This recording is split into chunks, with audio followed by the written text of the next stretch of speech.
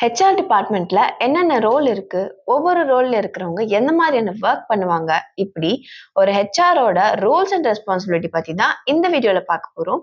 So let's start. ஒரு ஆர்கனைசேஷன்ல இருக்க ஒவ்வொரு பொசிஷனுக்கும் கரெக்டான கேண்டிடேட்ஸை சூஸ் பண்ணி அவங்கள அந்த ஆர்கனைசேஷனோட ரூல்ஸ் அண்ட் பாலிசியை ஃபாலோ பண்ணி கரெக்டாக ஒர்க் பண்ண வச்சு அது மூலமா அந்த கம்பெனியும் அந்த எம்ப்ளாயியும் க்ரோ பண்ண வைக்கிறது தான் ஒரு ஹெச்ஆரோட வேலை.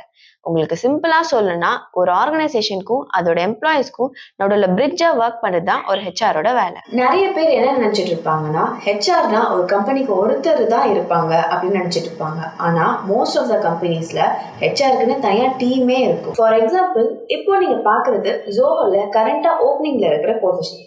இந்த பொசிஷனுக்கு ஒவ்வொரு கேண்டிடேட்டா ஹையர் பண்ணணும்னு இருந்தா கூட அரௌண்ட் 8 பேர்கிட்ட நீங்க ஹையர் பண்ண வேண்டியதா இருக்கும்.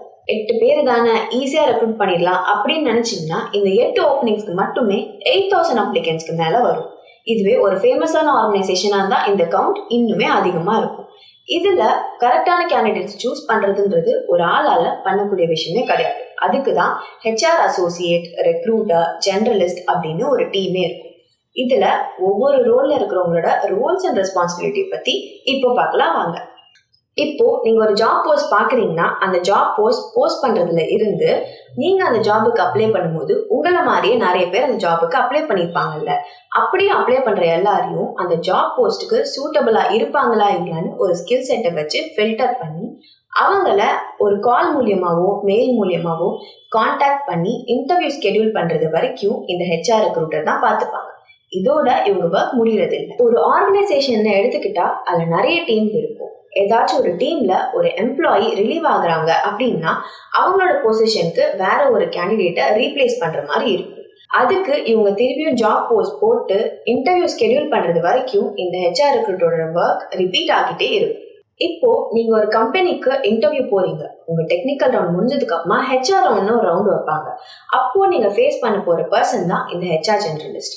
இவங்க தான் ஒரு ஆர்கனைசேஷன்ல ஒருத்தங்களை ஹையர் பண்ணலாமா வேணாமான்னு டிசைட் பண்ணுவாங்க. ஆல்ரெடி ஹையர் பண்ண ஒரு எம்ப்ளாயி சரியா பெர்ஃபார்ம் பண்ணல அப்படின்னா அவங்கள டெர்மினேட் பண்ற அத்தாரிட்டியும் இந்த ஹெச்ஆர் ஜெனரலிஸ்ட் கிட்ட தான் இருக்கும். மேனேஜ்மெண்ட் சைட்ல இருந்து ஒரு எம்ப்ளாய்க்கு கிடைக்க வேண்டிய benefits like bonus, leave, compensation, இந்த மாதிரியான பெனிஃபிட்ஸ்லாம் கிடைக்கிறதுக்கு மேனேஜ்மெண்ட்க்கும் எம்ப்ளாய்க்கும் நடுவில் பிரிட்ஜா ஆக்ட் பண்றது தான் இந்த ஹெச்ஆர் ஜெனரலிஸ்ட். இப்போ நீங்க ஒரு கம்பெனியில ஜாயின் பண்ண போறீங்க அப்படின்னா ஆன்போர்டிங் ப்ராசஸ் இருக்கும்.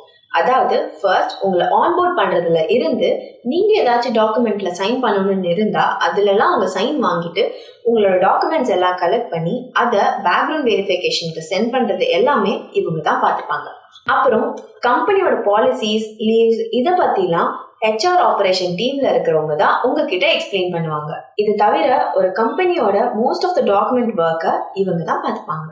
ஒரு ஆர்கனைசேஷன்ல போய் நீங்க ஜாயின் பண்ணி ஒர்க் பண்ண ஸ்டார்ட் பண்ண அப்புறம் அங்க உங்க கம்யூனிகேஷனா இருக்கட்டும், சாஃப்ட் ஸ்கில்லா இருக்கட்டும், இதெல்லாம் இம்ப்ரூவ் பண்ண ஹெல்ப் பண்றவங்க தான் இந்த ட்ரைனிங் அண்ட் டெவலப்மெண்ட் டீம்ல இருப்பாங்க.